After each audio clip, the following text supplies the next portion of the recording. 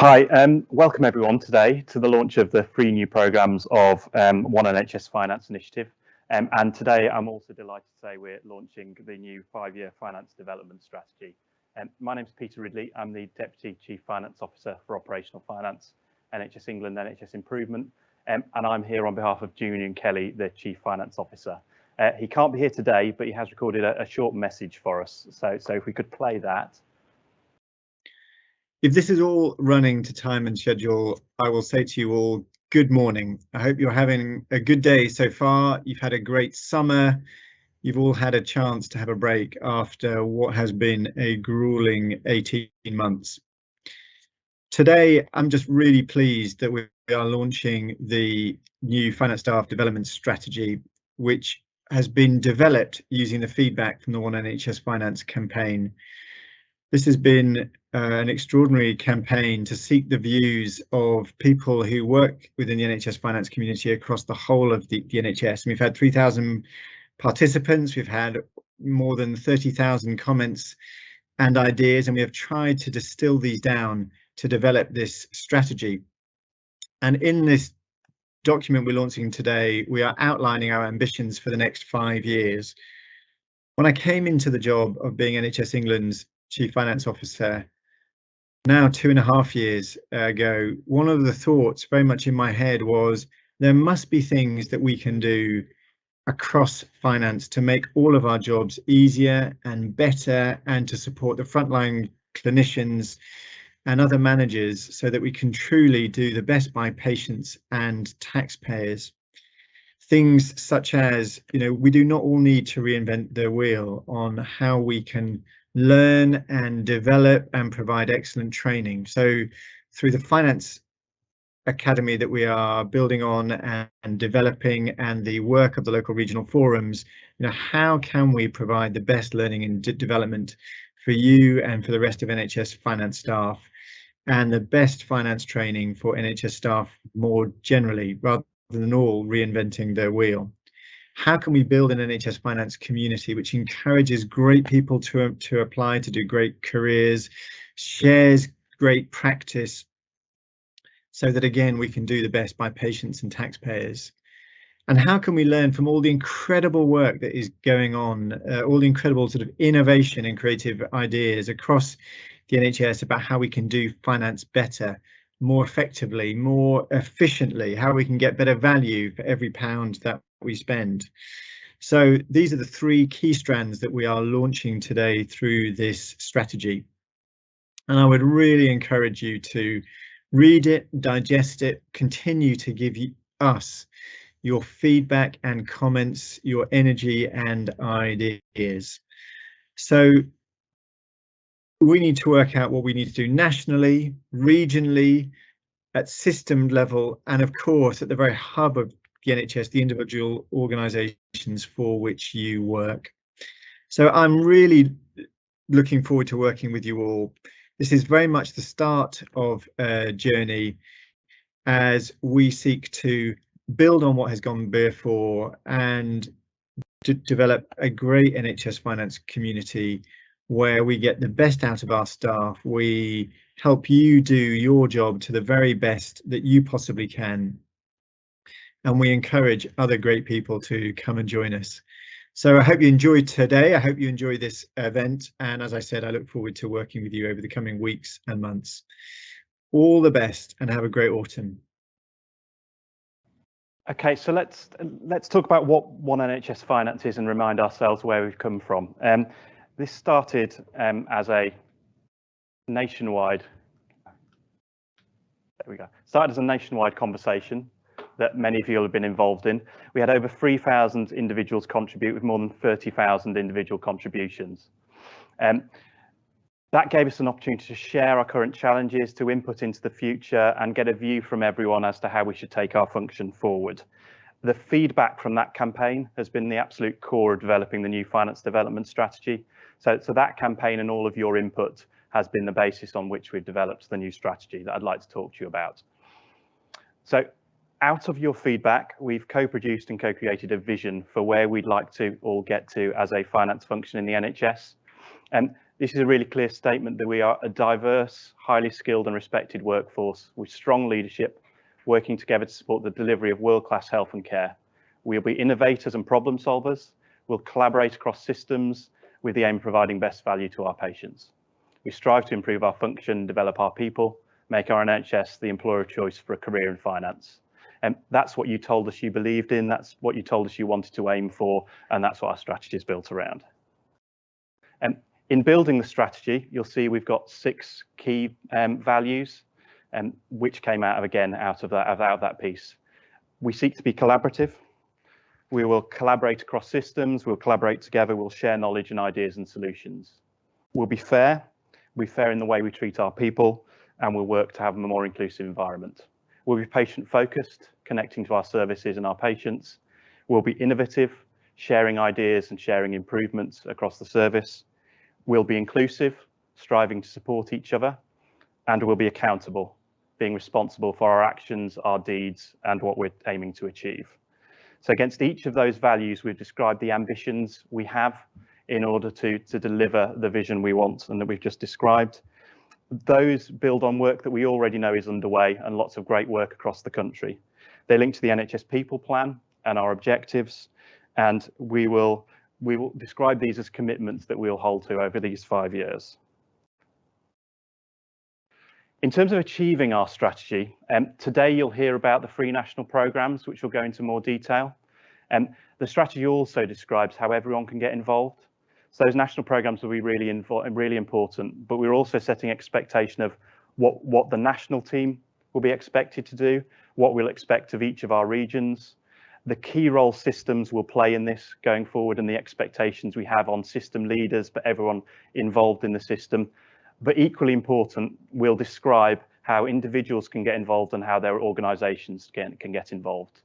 As with the One NHS Finance campaign, the key to this is everyone being involved, everyone feeling they've got a part to play, and us benefiting from everyone pulling in that same direction. The programmes that have been developed and that will be launched today are described here, and others will go through those 3 areas and give you more information on those new programmes. So finally, what we wanted to do was describe, if we are successful over these 5 years, what will this look like? How will it feel different? What will you be able to hold us and ourselves to account on? And we've come up with 9 areas here to describe what it might mean in 5 years and what we should be able to look back on. And I won't read all of these out, but I think there's some really important things here. In fact, our staff should feel valued and respected and empowered to succeed through all of these programmes. We want our finance departments to be diverse, inclusive, and truly represent the populations they serve. We'll have a finance community that feels really empowered to innovate and share best practice across their systems nationally, so we all benefit from learning across the system. And equally importantly in all of this, we all see finance and our community playing its role in embedding environmental sustainability and in seeing the key role that finance has to play in addressing health inequalities. What we do is core to those areas, and we'd like to think this finance development strategy will help us get there. Sitting alongside this strategy, we're currently developing an NHS Finance Equality, Diversity and Inclusion Action Plan, and that'll be launched a little bit later in the year on the 16th of November at the Diversity Showcase event. The One NHS Finance campaign is just the start of a journey. What we're developing here is some really important programmes out of that campaign and a strategy that will need to develop over time. It's not a set in stone 5-year strategy. We'll need to continually refresh it and keep it relevant. As we all know, we're in such a fast moving environment. In terms of more information, we'll be launching that strategy today. It's available on the One NHS Finance website, and we're really keen that people keep on feeding back and keep on helping us iterate this and develop it and get the best we possibly can out of this. So we ask all of you to remain involved. We thank you again for being involved at the start of this process, all 3,000 people and those beyond those 3,000 people. And we're really keen that everyone continues to help us develop this piece and helps us get to what this place could look like in 5 years' time. So thank you very much for taking the time to join us for this launch. As I say, we'll go through the 3 programmes in detail, and I'll be passing on to Simon Worthington, who'll be starting with the future focused finance piece. Thank you. I'm Simon Worthington. I'm the Finance Director at Leeds Teaching Hospitals, but in this context, I'm supporting the Future Focus Finance programme. And thanks for everybody for joining us for this launch. So just to remind, as Pete was saying, we had the excellent One NHS Finance conversation, and thanks for everybody that joined into that. Yeah, and really important, we're going to work with that feedback, which was really rich. And on the slide there, you've got a bit of you said, we did. Okay, so there was lots of talk in the conversation about hybrid working. So we've developed a hybrid working resource pack, which including 4 webinars to help support you all with that. Yeah, you said you wanted to continue to make NHS Finance a great place to work. And let's just reflect on that for a moment. That, you know, for me, out of all of this, if we can all feel that NHS Finance is a great place to work, that, you know, we will have achieved so much. And we've started, therefore, a saying thank you campaign, which I'm really pleased about. And so I do encourage joining on that. If you haven't thanked anybody recently, give it a go. You'll enjoy it. Okay. It's really, really important to recognise what people are doing, and it's the easiest and simplest way of celebrating success. We've been all through a really difficult time recently, so health and well-being was a big theme in the conversation, and we've developed a programme to train health and well-being champions. And again, how we can use that, you know, the team, or the whole NHS Finance team, to support each another. That's a really great way of doing that, so please do join in. And you wanted NHS Finance to be promoted as a really good place to work and the best place to work. So we are developing a virtual careers platform to promote career stories and make opportunities clear. And really want to move, I think, if you Google finance jobs, you know, give it a go now while we're speaking with test. I think we end up, you find NHS Finance jobs comes up on page 9. So we want to get that so it's on the first page. Really, if you want to work in finance, why wouldn't you want to work in the NHS with a sort of great moral purpose that gives you? Okay, and that's a lot said what we're doing in a top-down sense, but that really important for me. Future Focus Finance is a grassroots movement of you all, yeah, in terms of joining in, signing up to be positive, value makers, and all that good stuff. So do want you to think about not just what is going to be fed from sort of top down, but what you can do to join in. You wanted great collaboration between organisations, so you can join the Value Maker Network, which continues to grow. And I'd be delighted if, you know, we get to that day that every member of the finance community feels they want to sign up to be positive and join in Value Maker Network. You said you wanted to help other staff understand the role of NHS Finance more clearly, and finance for non-finance staff understanding. So you can become a finance and clinical educator. And again, really great network to join into and get lots of support from your colleagues. But that's something you can do. You wanted to attract talent to NHS Finance. There's plenty of talent in NHS Finance, but we can always do with some more.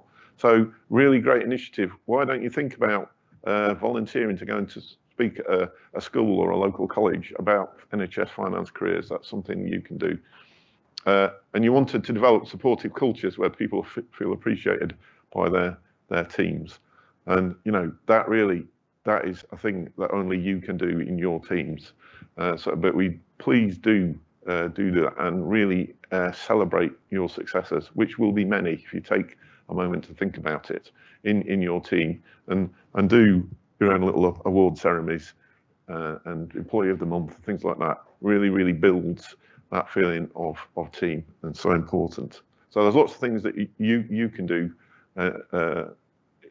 individually in your teams to join in. So please do reflect on those things. Now we've got a number of key programme themes.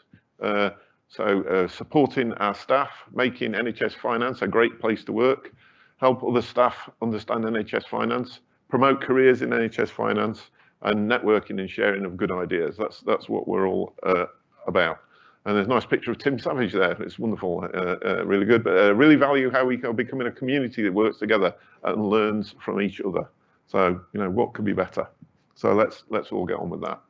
And launching today, it's a big launch day. We're launching the hybrid working resource packs, so please do have a look. We're supporting our staff through change courses, including a lot of specific things to help colleagues in CCGs who are going through, we're all going through a lot of change at the moment, but particularly those colleagues, really massive change. An engagement pack to help you understand what all the things that are available, which are many, to help you build engagement in your own organisation and engagement in future focused finance. So please do get involved today. You can join one of the many networks. Sign up to be positive, become a value maker, a finance clinical educator, but there's also health and wellbeing champions. We've got Microsoft Teams groups, which who'd heard of Microsoft Teams 2 years ago, eh? But we all love it now. And really important that diversity and inclusion ambassadors. So, think about getting everybody involved and having that sort of fair and representative team. Wonderful. Get accredited, yeah, so important. And people, people who say, oh, it's very onerous. It's not onerous. Have a look at level 1. Virtually all of it you'll already be doing, but get that accreditation. It's real sign off of your commitment. And if you're DOF, have they signed their declaration? If they haven't, go and speak to them about it. Encourage them to do that. That's so important. And again, celebrate success. Say thank you. Book on to one of our programmers' events or events to really join in. So I'm thinking that will be my last slide. I'm just guessing it will. So thank you all for listening to that. Thank you all for joining in, and thank you, Hardev, for taking over from me. Can I hand you? Oh no, okay, sorry. Yeah, Simon. So we'll now pass over to Jenny, who will tell us about the Finance Innovation Forum. Thanks, Josh. I'm doing really well with the. There we go.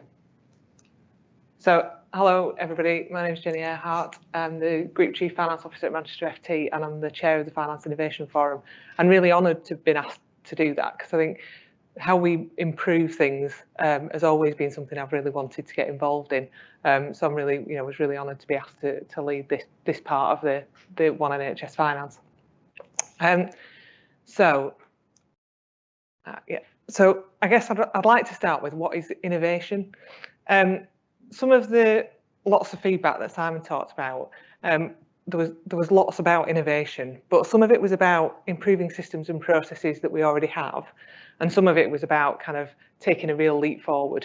So what we're aiming with the Finance Innovation Forum is to do both of those things, and to make sure that we don't only do one or the other, because that wouldn't be responding to the feedback that we got. So, and I think what's important is to think about how are we all innovating. So what problems have you solved? That'll have been an innovation. And what problems have you still got? Potentially somebody out there has already solved that problem.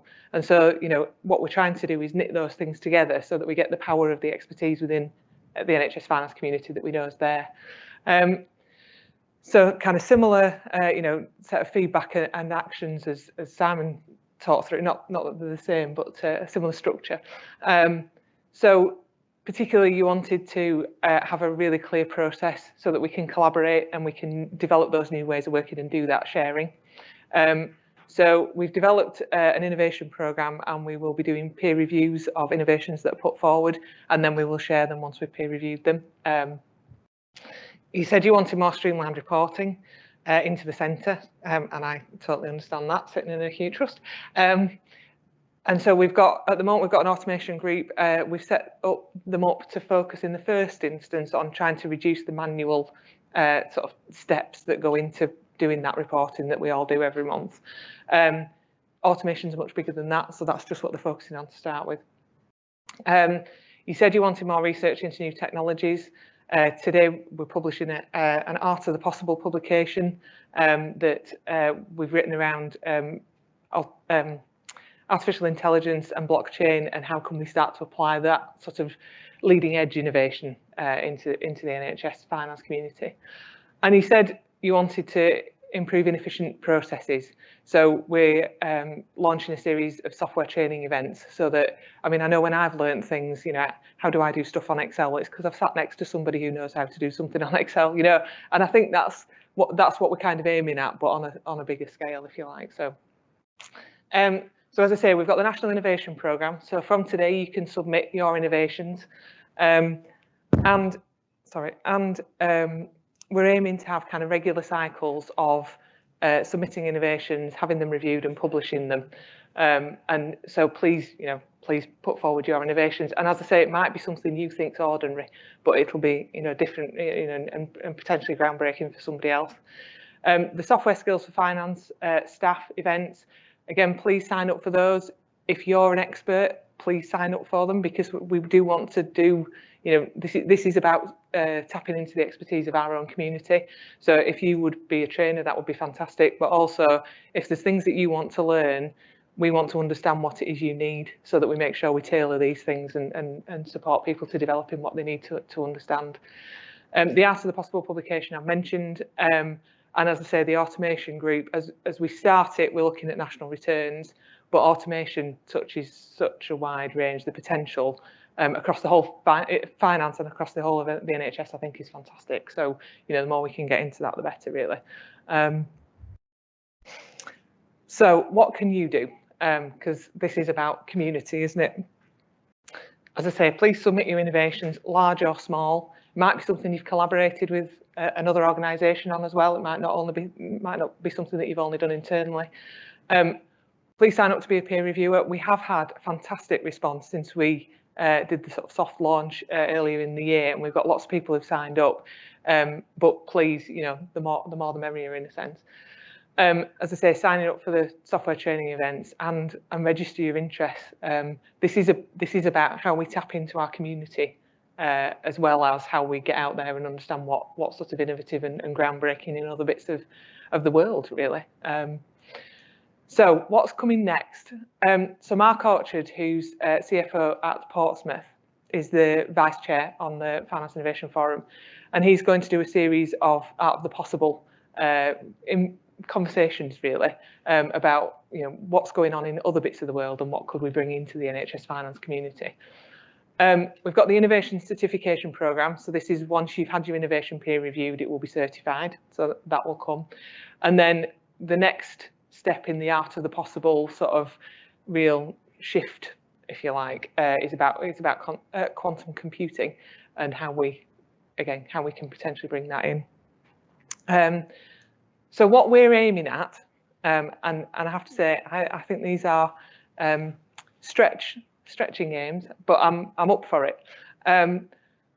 I hope that in the next 12 months we can review something from every organisation, and as I say, that could be that you've worked across a system and therefore, you know, one innovation, but it's 4 organisations that have supported it, and that'd be fantastic, wouldn't it? In this, as we move into the system working in a more structural sense as well.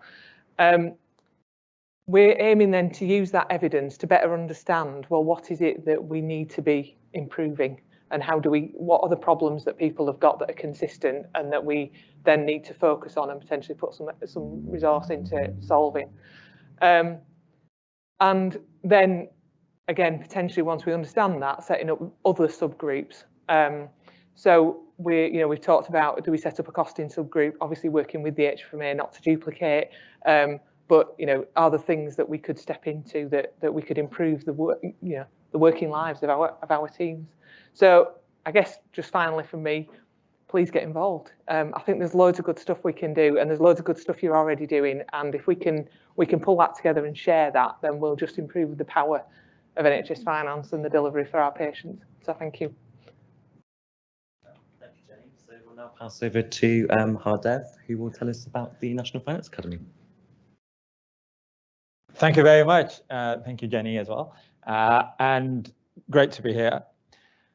Really honoured to be able to talk about the National Finance Academy. So I'm Hardev Virdee. I'm the Group Chief Finance Officer for Barts NHS Trust. I'm also the Chair of the National Finance Academy. I wanted to kick off just by picking up something that Simon mentioned, which is to say thank you to everyone here today, virtually and in face-to-face as well. Not only is it a landmark day for us in terms of this launch, but also a recognition that it's been really tough for everyone. And finance, along with a number of other functions in and around the NHS, has had a tough time. Many of you will have been doing other jobs and are now starting to think, okay, well, it seems like there's, the pandemic is still here, and it's starting to think about your own development and your own career path. And I think that's really important not to lose sight of that, given the fact that everything is consistently changing, but recognizing that it's been a tough period, and recognizing that we all need to say thank you to each other. So yeah, thank you for that.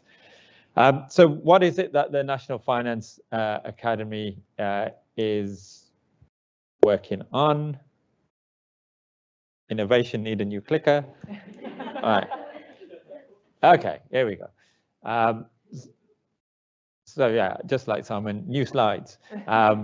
So we've had some feedback, and the main thing I would point out is it's great that we had all of this feedback from people. And the one question I get asked the most when I talk about the Finance Academy is, what's different this time? We've been through so many initiatives in the past in the NHS for finance. What's going to make this stick? Okay, and I would just point to the first issue, which is around, we've actually listened and taken on board those comments from all those individual quotes that we've had from people. People have taken the time to give us their views, and what you've heard so far today is the way we are responding to that. And here's an example of all the you said and we're doing and we have done. So it's really important to recognise that one of the key differences is that we are putting more action behind this. I think the other key difference to other initiatives is, as you've seen today, you've got people who are on the ground, as it were, championing this. This is not an outsourced issue. This is us in the finance community taking real ownership of these issues that we struggle with on a daily basis. And that's a big change. And that's one of the biggest reasons why I was really pleased to be part of this program. And I'm hoping we can encourage more people to be involved and take ownership of this agenda. So there's some of the key aspects. I'll draw your attention to something that Peter started off with around the EDI strategy and action plan that will be coming. And that again is really responding to a lot of the comments and feedbacks we've had. Just moving on in terms of some of the key things. So launching today, we've got a series of initiatives. But why are we doing these initiatives? The main reason is the vision for the National Finance Academy is to be the one-stop shop for your training and development. Okay, and that's really important because we have a significant challenge. We know we do not represent the populations we serve, the communities we serve at every level. Okay, I'm sure if I spoke to many of you today, you will talk about your experiences and your challenges you've faced. And if you look at the structure of our finance departments and our teams, you will see that historically you get to a certain level and development tends to take a pause. And we find it difficult to nurture that talent and to bring that talent through at all levels. And it's not a surprise, therefore, that actually when you look at the very senior aspects of finance leadership, we struggle to reflect those communities that we serve. So here are a list of programs we're launching today. And these are all aimed at helping to break through those areas that we've had challenges in the past. I draw your attention to the fact that we're addressing all of the programs at every level, and also making sure that we bring all of the programs together as a one-stop shop. So I know from my own experience when I was coming through, when someone said, get yourself onto a course, you go, right, where do I go for this? Who do I speak to? How do I know where to go? Which one is the right one for me? And so what we're trying to do is bring that together. So you will have access through a one-stop shop website, through a portal. You'll be able to find out more about the right courses, which ones are right for you, and be able to access those courses. We've also got some positive aspects which are aimed at addressing some of those diversity issues, such as the Going Beyond program and the Positive Action program. And those are really helping those underrepresented areas. So we bring more diversity into finance at the more senior level. We're relaunching the talent pool. And again, you'll hear more about this talent pool, about actually how do we bring on talent from a very early point. And whether you're coming through as an apprentice, whether you're a graduate trainee, we want to be able to have a clear career path for those who are aspirations to progress. We want to make sure those who are in leadership are connecting together and creating a network. So we are actually supporting each other and helping to encourage those future aspirant leaders through the Finance Academy. And then we have the sponsorship program. The sponsorship program is really interesting because I've been fortunate enough to see how this has been working in other regions. And it's really good, where I've seen people really championing individuals to say, actually, this person is really good. Give them a chance. I'm sponsoring them. I'm the one that says, you know, if it all goes wrong, you can blame me, but I can guarantee you this is really good talent. And sometimes you need that. And sometimes you need someone to really just push that door a bit further open. So I'd really encourage all of us to look at the sponsorship program. And you could either be a sponsee or sponsor, and it really works.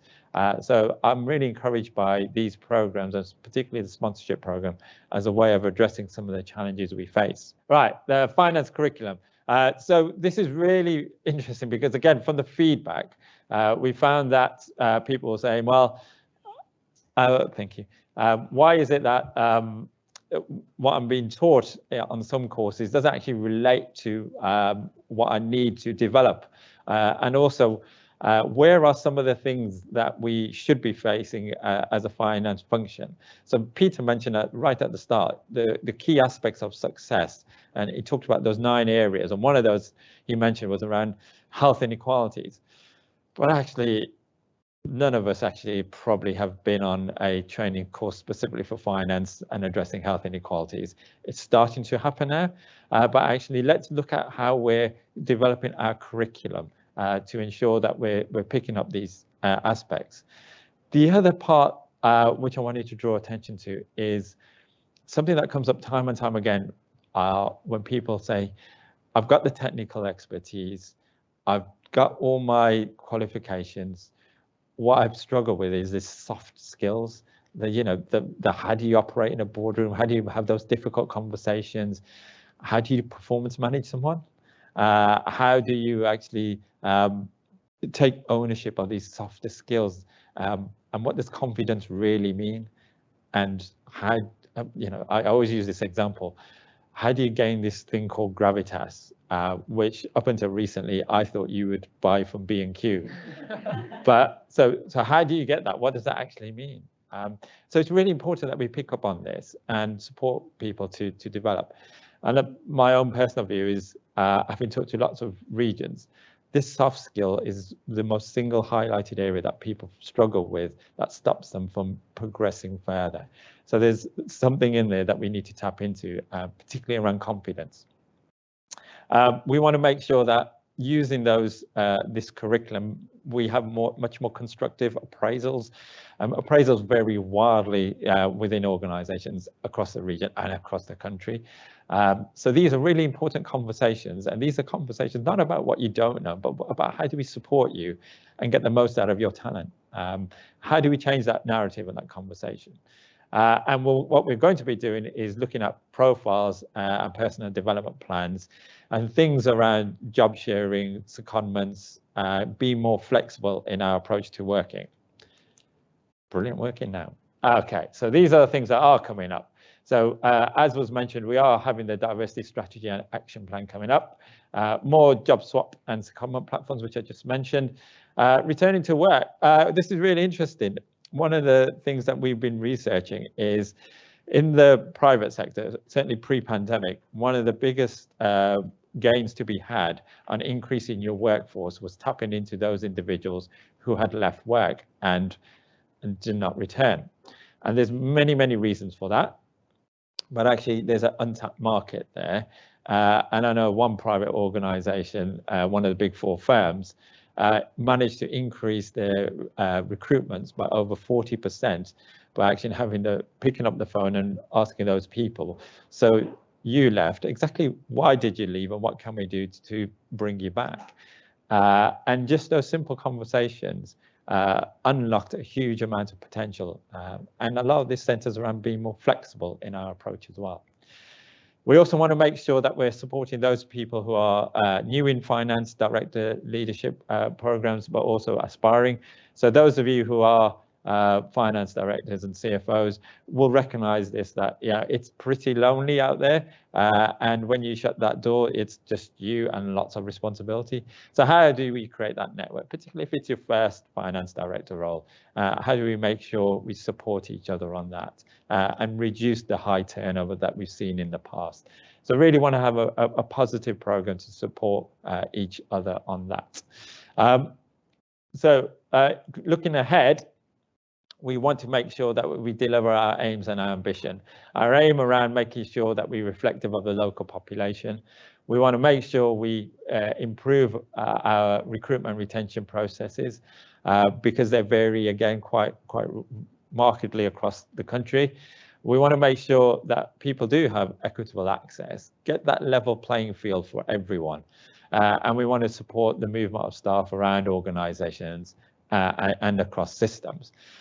So to finish off, we sat here and talked about the National Finance Academy, which is at a national level. We talk about making sure regions have their regional academies. We want to make sure we support systems at an ICS level. But you take all of that away, and for me, it's about you and what are you going to do today to make that difference. And I just encourage us to get involved to help make that difference. Thank you, Josh. Lovely, thank you. So welcome everybody. Thank you for joining us today. So I'm Josh Penston, Associate Programme Facilitator at Gloucestershire Hospitals, and I'm also the lead Southwest Value Maker. So thank you guys for all coming. So we're now going to do a panel Q&A session with our lovely people here today. So the first question we've got today is the 3 chairs. So if I ask you one by one, we go with Simon first. So how are we planning to measure how successful we actually are against the what success look like areas? Well, okay, so thanks for that. I think there's two aspects to that for future focused finance. There's things that the things that we're doing. So have we delivered program A, B, or C? So I think that's fairly straightforward to measure. But then there's sort of like well, I said 2, probably 3. There's like engagement measures that are easy to get. So how many value makers have we got? How many FACE have we got? How many finance directors have signed up? How many accreditations? I used to call those the scores on the doors, and they're easy to get. The thing that we're working on, though, that I'm really keen to make a success, I'll need all your help with, is that we can extract out the National Staff Survey the finance community out of that and see how everybody's feeling. Yeah, so we're working on that at the moment, but not every organisation separately identifies its finance team within that. So at the moment we have a basket of about 60 trusts where we can see what's happening. I think we'll know if this work is really working if we see those scores, which are, I don't know what they are yet, so wherever they are, however good they are, I'm sure they'll be good, improve and get better. So that for me is the key thing, because that's making the NHS finance function the best place to work, and we can measure that if we try. Yeah. Thank you, Jenny. Anything to add for that for the Innovation Forum? Yeah. I mean, I think the engagement piece goes across all 3 of the programmes, doesn't it? But also I think particularly for us, there's how many innovations have people put forward, and how many peer reviewers have we got that are interested enough to come and understand that, and then how many do we actually get to publication and to sharing. And I guess ideally how do we then know how many people are picking those innovations up that we've published and using them? And that's the real proof of the pudding, I would say. That was the thing that came through really, really clearly, was we've got these answers, it's just we don't share them very well. So it's that, I'm sure we can measure the sharing, I think is the really key bit for me. Thank you. And Hardev, anything from you? I think I would echo those comments. What I would add from a National Finance Academy perspective is the vision of being a one-stop shop is something we should be able to measure in terms of uptake of all of the courses, implementation of the curriculum, how we're utilising the sponsorship programme. All those things are measurable, which, come on, we all finance people, we love a bit of measurement on that. The thing that's really important, though, is as we go around to each of our organisations and we look at the finance team, is asking ourselves the question, does that represent the community we serve? And that to me is really, really important. And that to me will be a key aspect of success. And the final point really is recognising that there may be organisations where they struggle to tap into all of the programmes and each of these areas. So how do we support those who are struggling to engage and who are require further development? And we've got to be proactive in supporting that and making changes, because I think it's unfair to allow organisations not to be able to engage on this. So we want to encourage that and create that support for them. Fabulous, thank you. So I just want to say there are lots of questions coming through, so big thank you to everybody for sending those ones through. So we're going to get through as many as we can. So the next one's for Simon. Had it not been for the pandemic, do you feel you would have been able to achieve the level of response and engagement in this if the original proposals to meet up in person by region were carried out? Well, actually, I think, yeah, that we had an original, if I'm getting what you're talking about, we were originally going to bring people together in sort of the classic workshops and what have you. And I think the fact we weren't able to do that gave us more reliance on that platform that we used with the company that provided that, called Clever Together. And it's a different quality of engagement, isn't it? So, but there was a massive amount of engagement. So I think if we had our time again, we would probably have done both, you know, to be honest. But I think the way it worked, I'm so pleased we actually went ahead with it, and rather than going, oh, well, we can't because everybody is, you know, it's the pandemic in it. So I'm really, really pleased that 3,000 people joined in, you know, and I know some people joined in, it's actually more than 3,000 because some people sat in teams and did it, but it'd be really great next time we do it, which I think will be next time, that we get a much bigger number and that everybody feels engaged. Thank you. So next one's for Peter. And Peter, what is being done to ensure that all directors of finance or chief finance officers are on board with the One NHS Finance agenda? And that's a good question, isn't it? Because it needs to be spread across every part of the country. I guess the key for us is there's a few ways. We want to be really clear that this is a core part of every finance director, every chief finance officer's role. And so as we're thinking about how you set up systems, as we're thinking about system finance leads, actually you will see this as importantly in their job description as any other aspect of delivering the finance job. So you can do those technical bits and structural bits to make the point it's part of everyone's job. The key to this really though will be making sure that underneath these national programmes, the regions are all taking this forward, and within those regions, each system is taking this forward. So local finance academies in each region having a responsibility to do this in their region. Individual systems holding each other to account between organisations to say, what are we doing locally? Why is there a difference over our patch? Can we help each other? For those that are further ahead, can we help those that maybe are struggling a little bit more? So I think there's a combination of things really. We can set the agenda, can't we? We can put structures in place. We can send out guidance to say, this is really important. Actually, there's nothing quite like on the ground holding ourselves to account as finance directors, CFOs, and within departments to say, actually, can we do more? Can we learn from each other? And can we make sure we're driving this agenda forward? So I think it's a bit of both. Fabulous, thank you. So going to go back to the other side of the room now. So Jenny, how do you see the Finance Innovation Forum influencing change across NHS finance? Well, firstly, I think, I mean, it's a great question. I think, firstly, we've got a whole range of people in the actual innovation forum itself. So we've got somebody from each region. We've got quite a few people from NHSEI, including a chap called Simon Curry, who's dropped out, I've forgotten, but who heads up the reporting piece that I was talking about in the launch. And I think there's a lot of power there in terms of influencing, because we've got some of those people in the room that actually we want to say, could you maybe do it differently? So I think that's really helpful.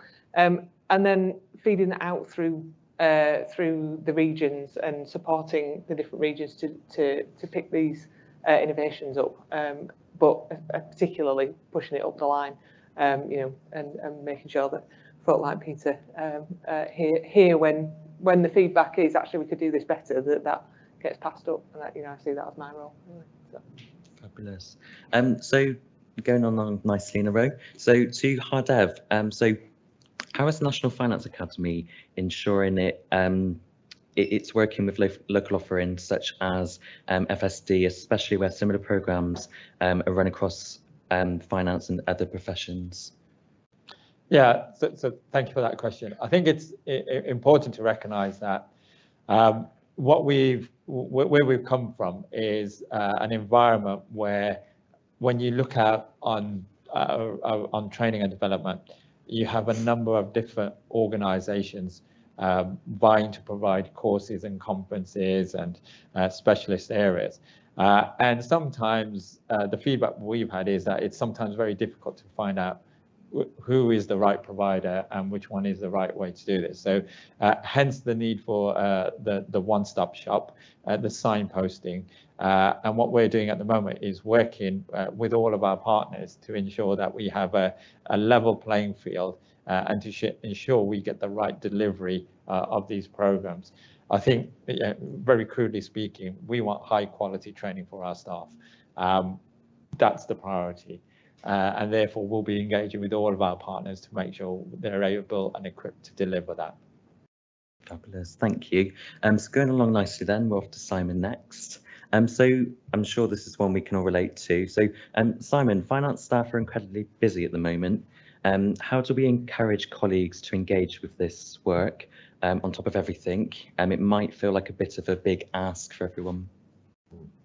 Well, I mean, this comes up a lot. I've had many conversations around this, and one of the things to think about is if you've got a high-performing, where do we get high-performing teams from? Well, if people feel they're part of a team, they're happy when they come to work, they feel supported, they're actually much more productive. You know, so sometimes when I'm talking to finance directors about why do we want to do this work, I mean, for me, it's a sort of moral good in itself that people should feel engaged and happy in their work. But, you know, if you're a bit more hard-nosed type person, you know, and they're more productive. So really, engaging in these things will make the team more productive and will create its own time for that to happen. Yeah. So and that discretionary, it's terrible. We need a better phrase, but the discretionary effort piece.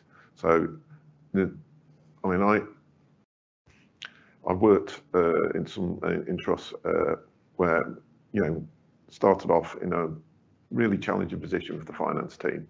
I remember when I started at Bolton, one of the first things I did was, all right, we're going to have a timeout. Yeah, okay. And that was, at the time, it was, you know, what's this all about? But it then became a key thing that we did every 3 months, where we got together as a team and worked, you know, had a bit of fun, worked things through, and we're so much better for it. So I do encourage that strongly. Yeah. Thank you. So going to Peter next. So Peter, what is your main focus and or priority as the new vice chair for the Finance Leadership Council? Well, that's a really good question, isn't it?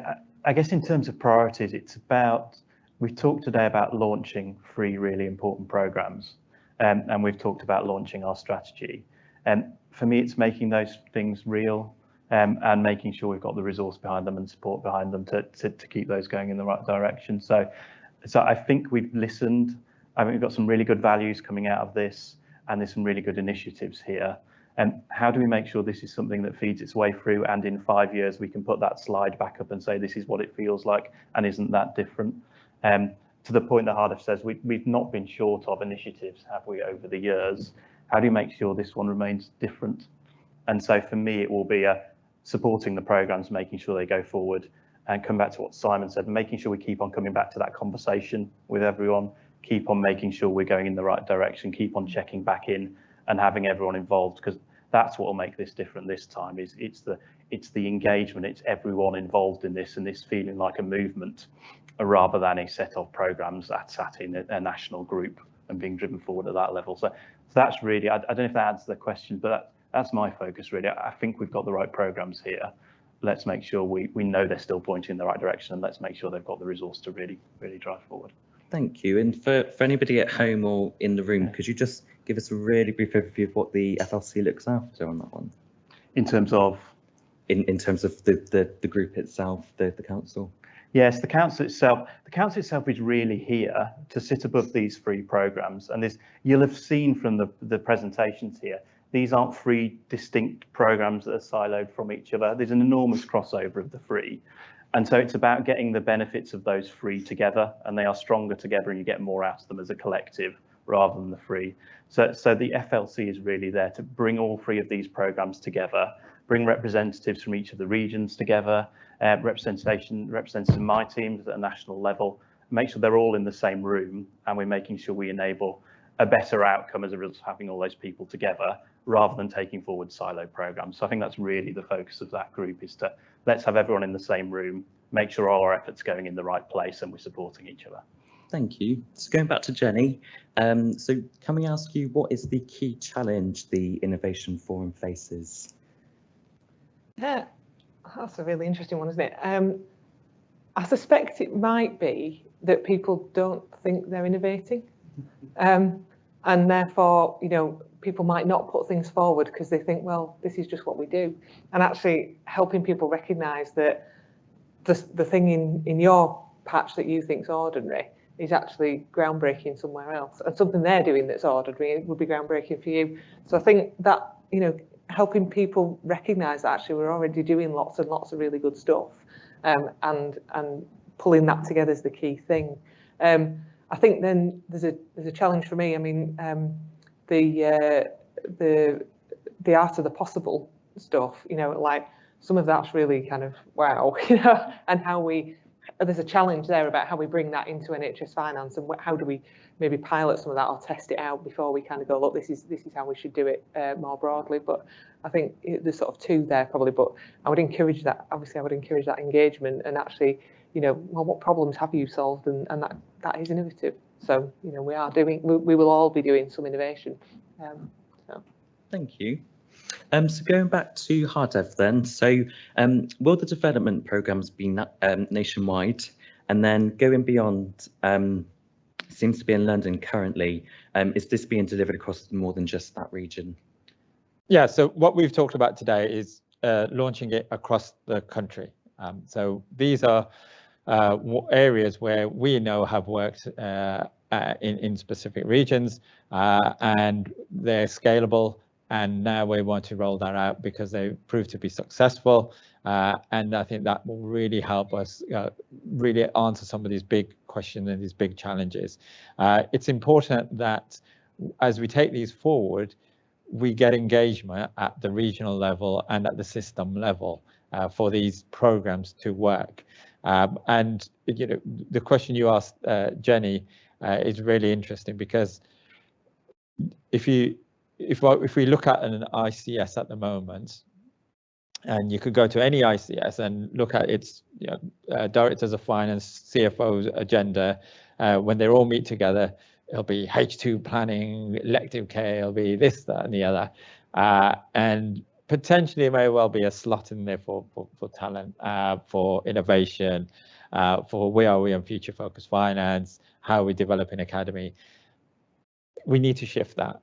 And that, I think, is a big challenge. So these programs are all very well and good, but we need that engagement. We need the ICSs to understand that this is a priority alongside everything else. And as Simon was saying, it will make your life and jobs a lot more easier and more productive.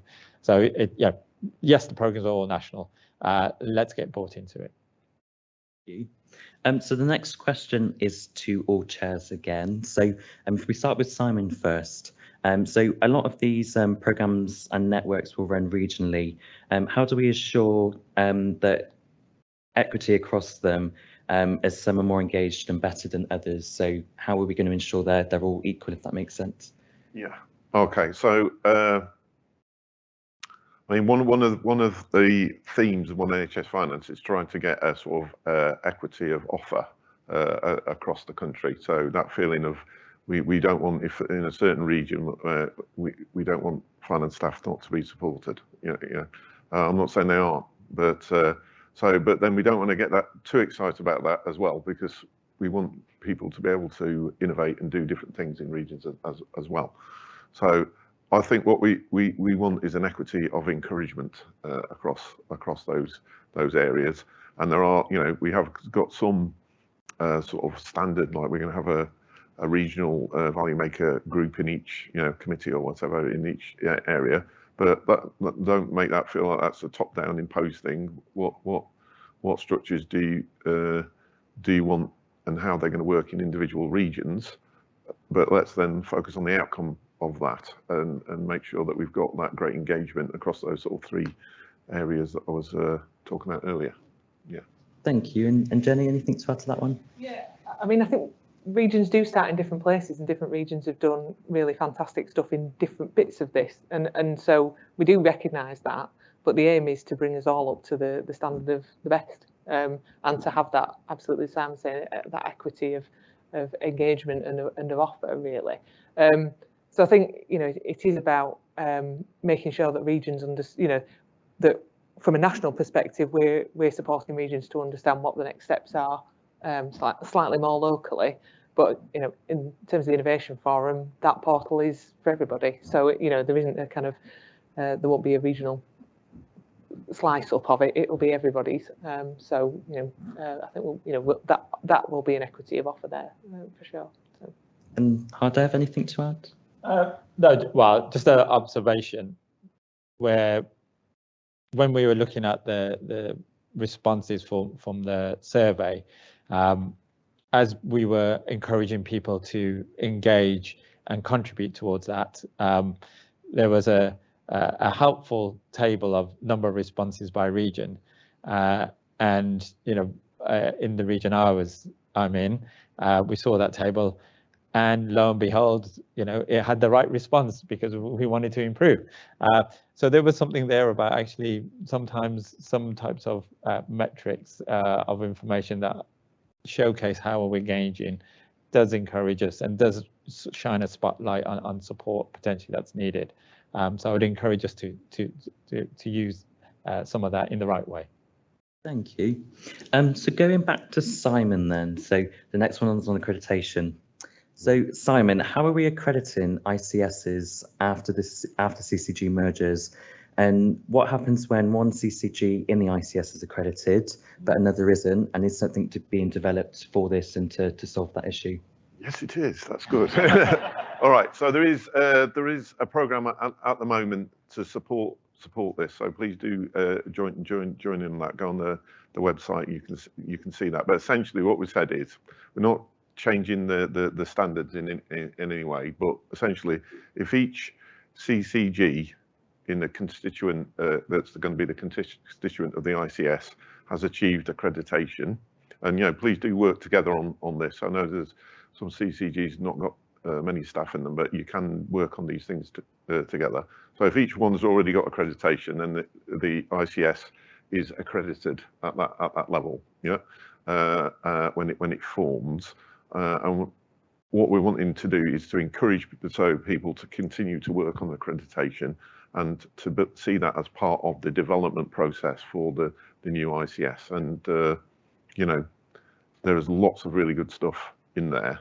So what's the ICS's finance staff development plan, for instance?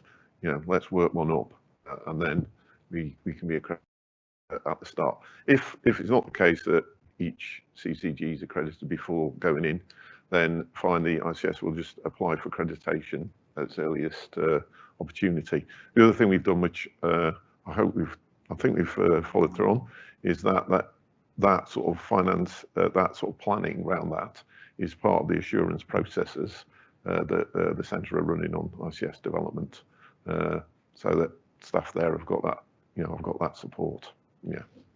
Okay. Thank you. So final question before we open it up to our lovely audience here today in person. So Peter and Hardev. So if we go to Peter first, how do all of these programmes link with the SDN, HFMA and the Leadership Academy? So a lot of this has been about linking groups up that are already doing excellent work. And so from the very start of Indeed Future Focus Finance, it was all about bringing together groups, whether they were professional bodies, whether it's HFMA, whether it's finance staff development networks. It was always about bringing those people together and combining the effort, and combining that effort together within the service so we could take this forward. That's something we aim to continue to do. So this is about all of those groups working together on programmes together, utilising the resources of lots of different bodies, so lots of offers of help in this, and lots of organisations bringing things to this that others might not have. So we're at HFMA today, actually bringing an awful lot of organisation to this, helping us with the launch, and being a core part of what we're doing. But all of those groups coming together remains the way we want to take this forward. So this again is about not having silos of bits of work happening in isolation. It's about it all coming together. Hardev, anything to add? Not really. I think it's exactly as Pete said. I think what we should recognise that is some of those organisations cut across more than just finance and other disciplines as well. But what's really positive is a lot of the disciplines are looking at finance as being slightly ahead in terms of it arranging and organising itself and focusing on training and development, addressing the EDI agenda in the way that we're doing. So I take great comfort that there's lots of these organisations that want to be part of what we're striving to achieve, and we will continue to work with them because I think we can all learn from each other on that. But it's encouraging for us, and as Peter said, I think it will hold us in good stead. Thank you. So I'm going to pass over to the wonderful Camilla now, who has a mic. So we're going to open it up to the floor.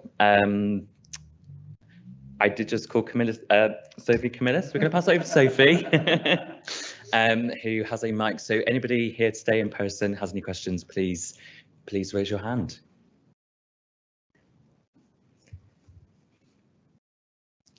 Hi, panel. I think the thing that I'm really interested in is there are some staff that want career development, but for every one of those, there's probably 3 or 4 that are comfortable in the role that they're in the grade that they're at, and we're saying, well, what's in it for me? Yeah, I can see where Future Focus Finance has lots of toolkits, things that you can access. What about the academy? Yeah, is there something in it for them? I think that's to you. Okay, yeah, thank you very much, Jan. Really interesting question, and something that has been raised a number of times and was actually brought out through the survey as well. I would certainly recognise that not everyone will be wanting to become a CFO, for instance, and people have different aspirations. People have different development needs, but that doesn't mean they can't have a good quality appraisal, and it doesn't mean they can't have a good quality PDP. And we need to make sure that we're equipped to do that, and also really supporting them in their own roles that they're in. Are we being as flexible as we should be? It is a common question we get asked.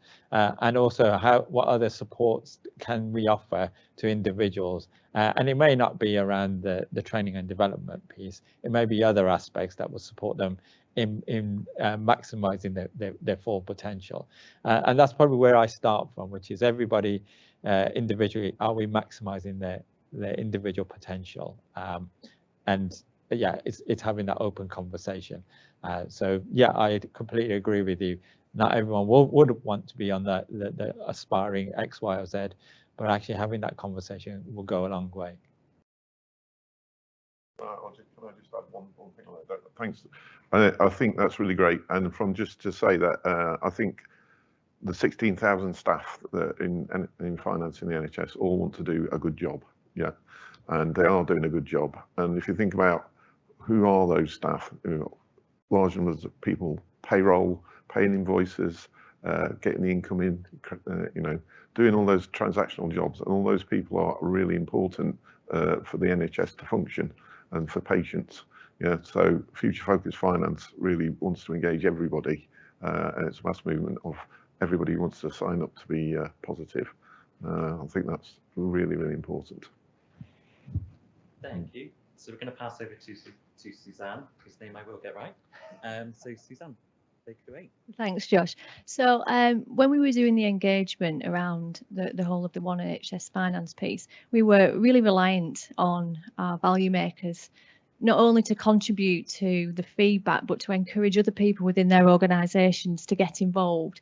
What sort of assurance can you give us all on your individual groups that they will continue to be involved, both at a national level in the groups that you sit in, but also locally and regionally, so that they can genuinely feel part of how it develops, but be able to take those messages and spread that back across their own individual networks?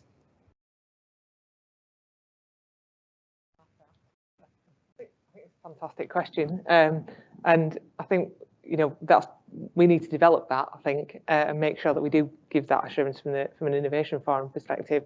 It is open to everybody, but actually recognising the power of value makers is really important, isn't it? And making sure that we are, those that are here today, those that are seeing this virtually, are taking that back into your own organisations. And saying, this is what I've seen this morning, and please don't this lunchtime, and please join in and support your teams to recognise what they're doing that we will want to understand. So I think it's a great question. It's something we've got to pay attention to. Yeah.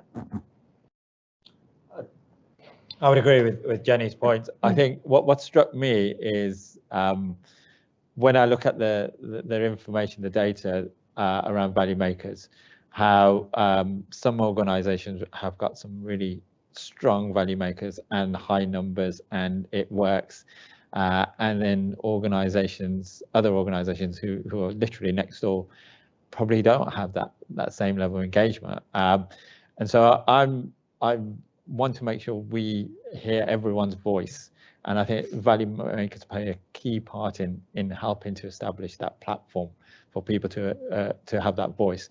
I think I'd also want to hear, how do we empower value makers more so, and what does that look like? Because I think they have a key role in shaping, for instance, the aspects of the curriculum, aspects of the National Finance Academy, and we've been using value makers to help shape some of that. But there's more there for the offering, and I think we need greater representation of value makers generally across all organisations, and once again that variation is quite significant. So I think there's a lot more work that we need to do in terms of leadership community, and need to empower value makers more so. I mean, there is that variation. It's a lot less than it was though. So started out, didn't it? Value makers started out in a certain way, and there's within the audience here, there's some original value makers, which is fantastic, and it was sort of a small group of people. But now we've developed that together as it's a mass movement, and my view is that everybody is a value maker. They might just not have signed up yet. Okay, so and that in that context of it being a mass movement, and one that's empowering to people to make them think that they can do things. So we wouldn't, you can go, hang on a minute, I've just watched this conference and they've talked about this innovation forum thing, and accrediting innovations, and oh, we've done this really good thing, and I'll go and talk to my mate who might not be a value maker yet, yeah, and why don't we put our thing forward, yeah, and that is exactly how value makers can get involved, yeah. So please do talk to your friends and your colleagues at work about all the good things you hear today. If they're not a value maker, get them to sign up, and hearing about these things, get engaged, and they don't need permission to do things. you know, just do things. If everybody does something positive, just one thing, then we've got a massive change. So, okay. Can I just add one thing? Yeah, go for it. We've launched a strategy today that describes 6 values, and values only mean something if you try and live by those values, don't they? And one of those will be collaborative, one of them will be inclusive, and one of those is accountability as well. So let's hold ourselves to account for delivering this, but delivering those values as well. And so I think we said this is how we're going to work. And so I expect to be held to account, and I expect to be able to hold other people to account that that's how we'll work. So we will work with value makers, we will collaborate more, we will work more together in trying to take these things forward. And I think we need to keep going back to those values, because they are values that came out of what people said in the big conversation. They are the values that people believed in, and therefore we've got to live those values, haven't we? Thank you. Let's get a look to the back of the room, see if Sophie's got any more questions. Hi, so this question is to any member of the panel, really. Simon, you mentioned during your slide pack that you know, people should go to their DOFs and get them to sign up to FFF and, you know, go through the accreditation process. Now, DOFs have been signing up to FFF for quite some time now, so there's obviously still some reluctance in some organisations for them to sign up. What would you say to them to encourage them to sign up? Trying to go on that one first. So, and I think I'm going to be repeating myself slightly, but that I've had lots and lots of conversations with DOFs about this, and there's a whole range of reasons why people give why they haven't signed up.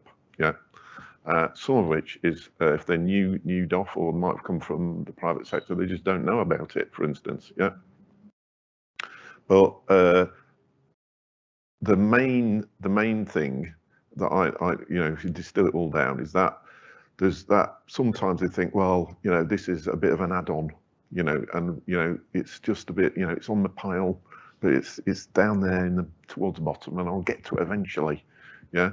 So what we've got to do collectively together is show the power of the engagement and that discretionary effort that you get from that, and you know, how much more productive the team will be, you know, if they are engaged. And talk to DOFs about that and encourage them. Yeah. So, and there's often a debate about should we order them? We should order them to do it. And yeah, it's fair enough. And you know, it is an expectation. You should be doing this, but you know, we don't want tick box. Oh, I've signed it and I've never done anything with it. Yeah. We want people to really engage, and that's why I do encourage staff. You know, and it might be a bit scary. You know. But I can guarantee that your director of finance or chief finance officer is a person, okay?